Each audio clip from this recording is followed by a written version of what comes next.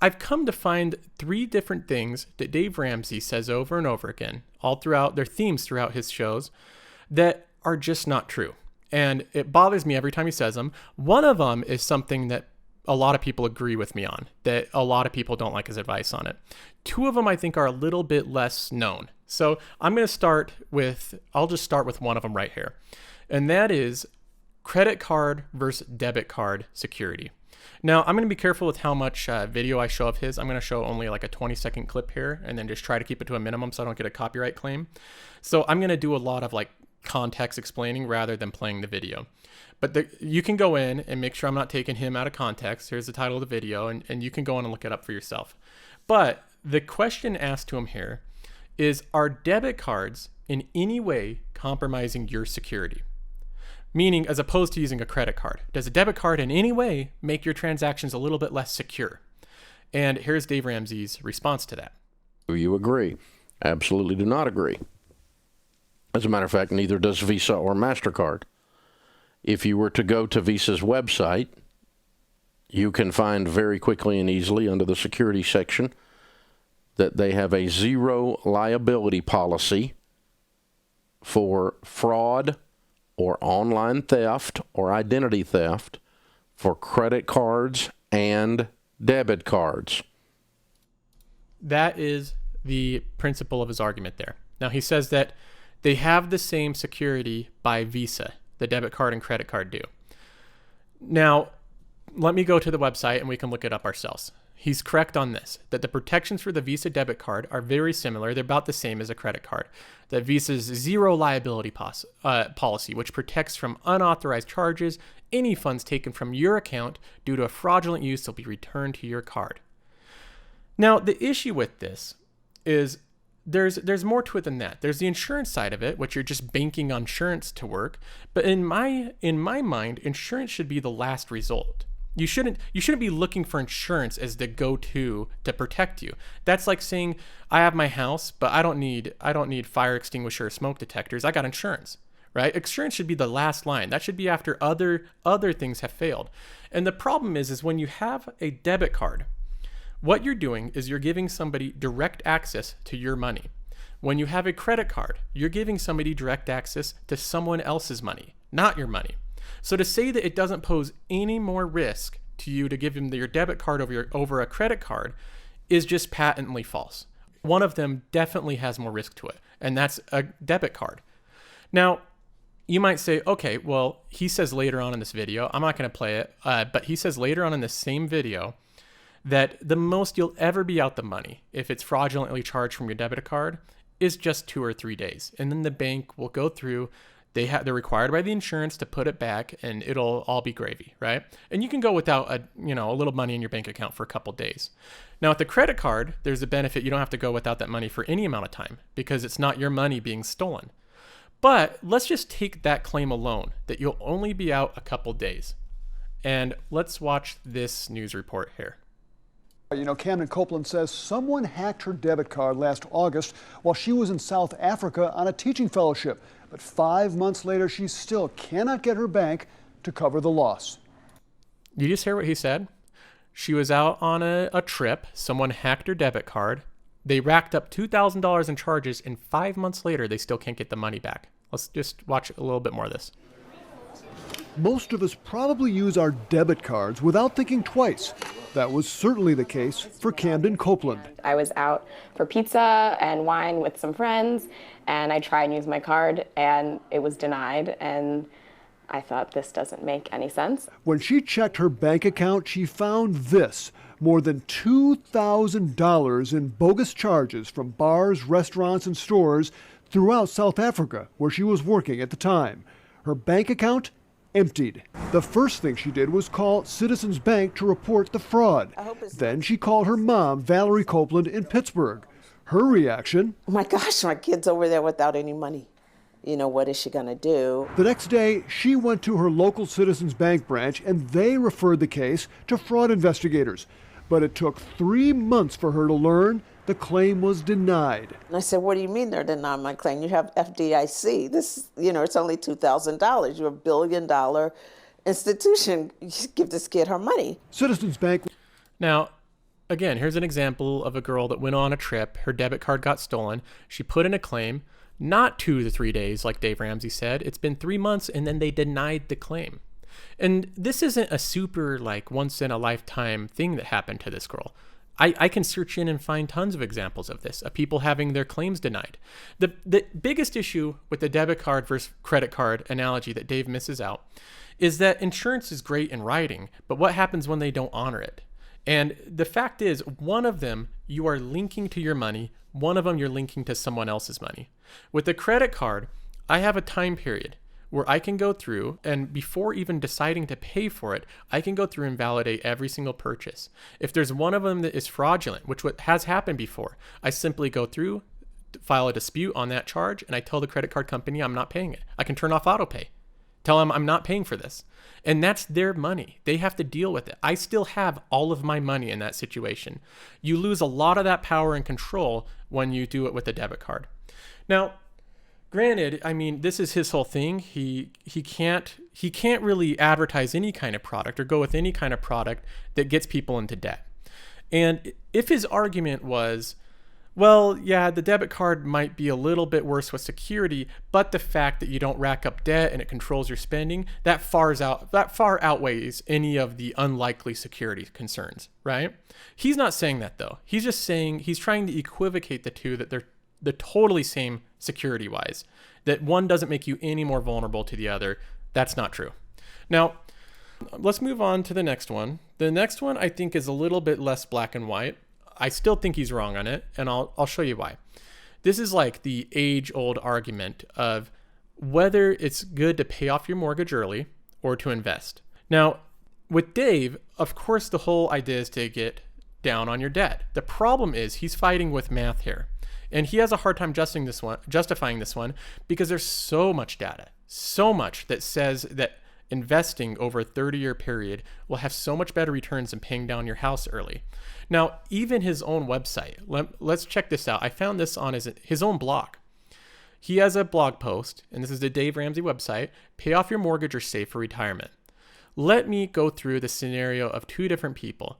There's Joe, homeowner, and Jane, homeowner, and each of them take two different paths. One of them decides to invest, one of them decides to pay off their home early. Jane, homeowner, makes her regular house payments and invests $500 a month towards retirement over the lifetime of her mortgage. By the time she retires, she could have nearly $2 million. So Jane decided to invest rather than to pay ahead on her mortgage. Joe, homeowner, decides to double up on his payment instead of investing for retirement. He pays off his mortgage in 15 years rather than 30, but he has zero retirement savings. To catch up with Jane, he'll have to invest $2,600 a month. Now look at the difference of outcomes. Again, this is on Dave Ramsey's own website. To look at it another way, Jane will invest a total of $180,000 for retirement, but because she started early, compounding growth does all the heavy lifting.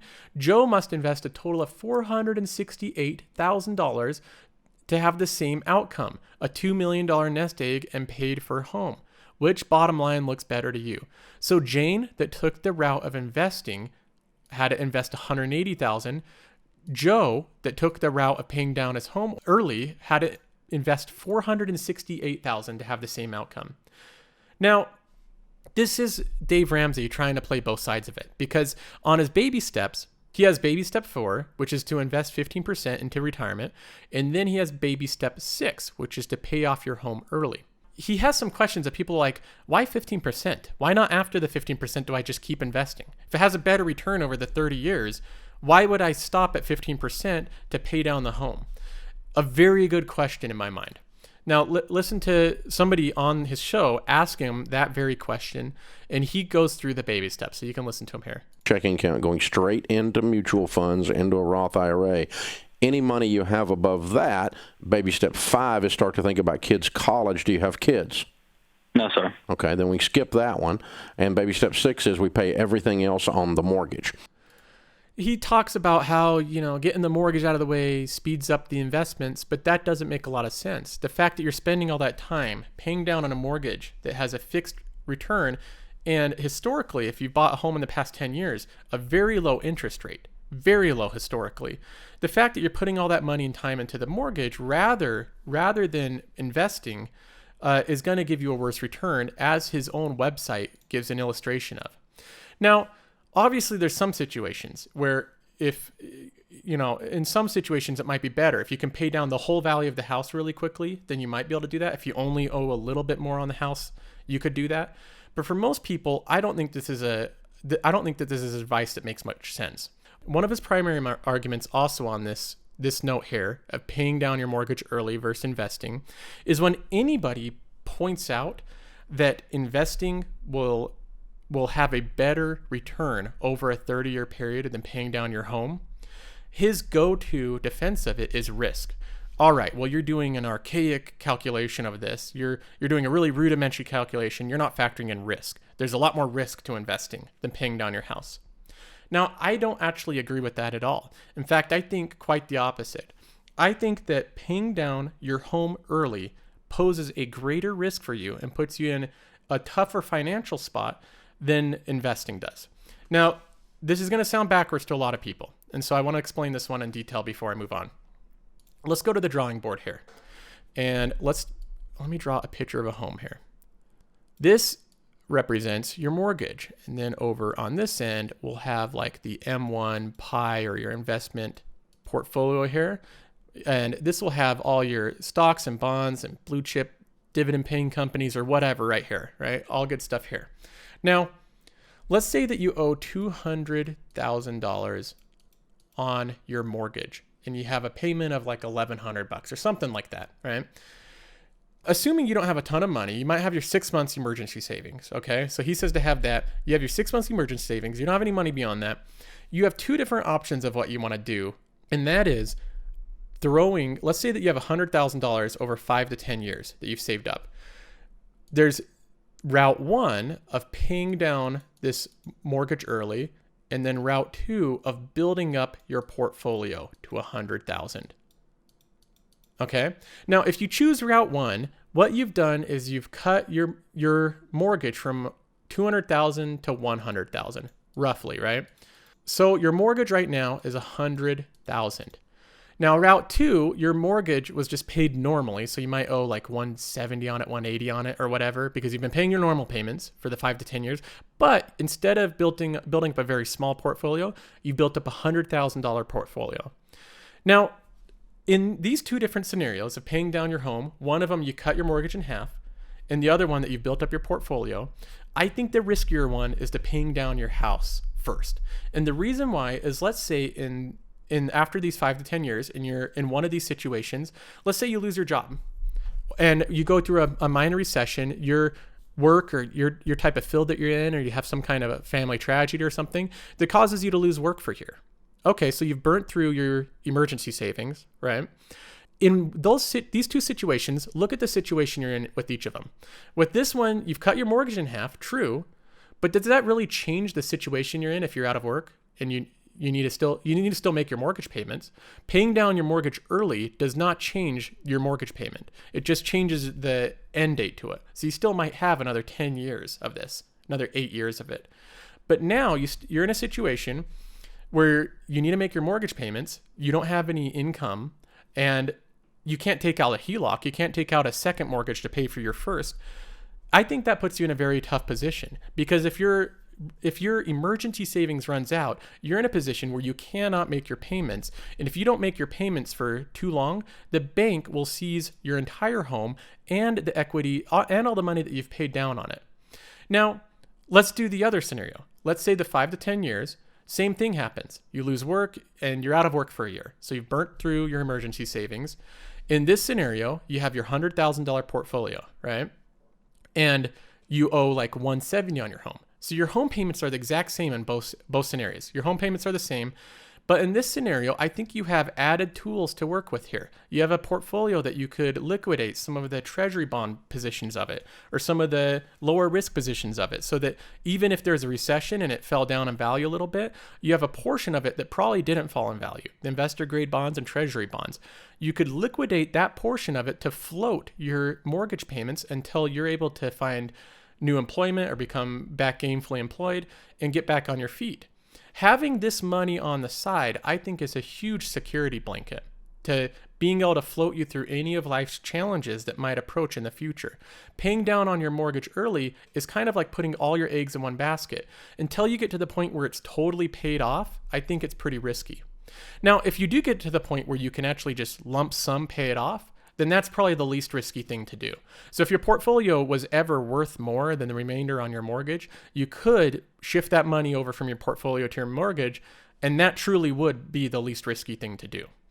But as far as this whole idea that in every situation, paying off on your mortgage early is less risky to you than building up an entirely separate, well-diversified conservative portfolio, I don't agree with that. I think building up the well-diversified conservative portfolio on the side overall gives you a better security blanket than paying down on your mortgage in advance. And that's why. So I hope that makes sense. I know this is diving into it a little bit, but I don't agree with the advice that it's always better to invest, or it's always better to pay off your mortgage early and then invest.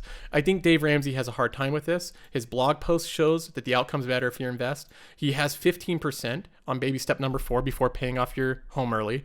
If 15%, why not 30? Why not 20? Why does he stop at 15%? Is that some magical number that right after that, it's a bad idea to continue to invest? That 15% is great, but 20% is bad? That extra 5% is bad? It doesn't make sense. I think any amount beyond your emergency savings is totally fine to invest. And I think it's a safe option to do. Now, the last thing with Dave Ramsey that I'll go over, this is the thing number 3, that I think he gets wrong, and pretty much everybody in the whole financial world thinks he gets wrong, is the entire mutual fund versus market index fund. In this video, one guy comes in and he says, hey, a lot of studies have been done to show that mutual funds, net of their fees, perform about the same as index funds. And index funds they're more liquid, they don't have the fees associated with them, and most of the time index funds have been proven to be outperforming mutual funds. And Dave Ramsey, he does not give a good answer on this. You can watch this video and he drones on talking about a bunch of different things. Even the comments on this highlight this. Are you serious? I don't understand how you dismiss every single academic study since the 30s. Every single expert who is not a fund manager agrees that index funds are simply better, including Warren Buffett. And that is true. Warren Buffett consistently says to invest in index funds. If Warren Buffett thought it was a better investment tool to put your money in mutual funds, he would do that. This is I'm preaching to the choir here probably. I know most people are probably more towards ETFs and things that track index funds over mutual funds. But I wanted to point out the possible motive for Dave doing this, because this obviously doesn't have to do with getting out of debt. Neither of these options have debt associated with them. So he has to have a different motive for advising people to go into something which I think is a worse investment instrument. And if you look at it, he's constantly referencing these local providers like this SmartVestor Pros that he has on his website. If you go over here, he's associated with this group of investors, and obviously there's a connection here. Now, if you go to this page, he has on one part of it, this is his page on how do ELPs, these are his endorsed local provider program, right? So these are people that Dave Ramsey endorses, right? Now, I go down here, ensuring excellent service. Let me read one part of this. To be part of the program, our financial ELPs pay a flat market/advertising fee. Our real estate ELPs pay a referral fee. This helps cover the cost of all the systems. That's a nice way of saying that they're making Dave Ramsey very, very rich. These kickbacks that he's getting for sending people to these services, these real estate services and these SmartVestor Pro services, he must be making a fortune of them. Obviously, there's a motive to that. He says right on his website, he discloses that he has an affiliation with them, that they pay for marketing and advertising and they pay for referral fees. And it makes sense that he does that. Now, I actually don't think mutual funds are the worst thing in the world. I don't think it's a bad thing that he's sending people to that. But I do think it's a little that he is acting and adamantly defending them when most people in the investment world realize that index funds have a very similar return, but they're not making Dave Ramsey any money in that. And again, that's one that's preaching to the choir. He gets a lot of criticism on this point. So that's obviously probably the biggest one. Now, other than that, all this stuff taken into account, is really not that big of a deal compared to the entire thing that he runs.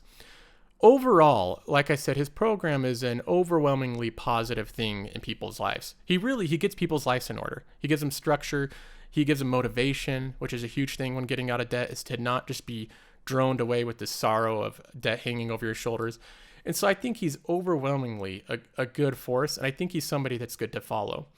There's a few times where I think that he gets a little bit too technical with the debt part. He tries to stick with that theme a little too much, even times where he's technically wrong on it. But again, overall, positive influence. So I don't want to try to paint a picture like he's a bad guy, he's only in it for himself, all that type of stuff, because he's not. Anyway, I thought this would be a quick, interesting video to do. I'm going to be doing my normal portfolio update in just a couple days and going over some of the news like normal as well. So you guys can look forward to that. If you haven't already, be sure to like the video, subscribe, send it to your friends, all that type of stuff. We'll see you guys. Bye.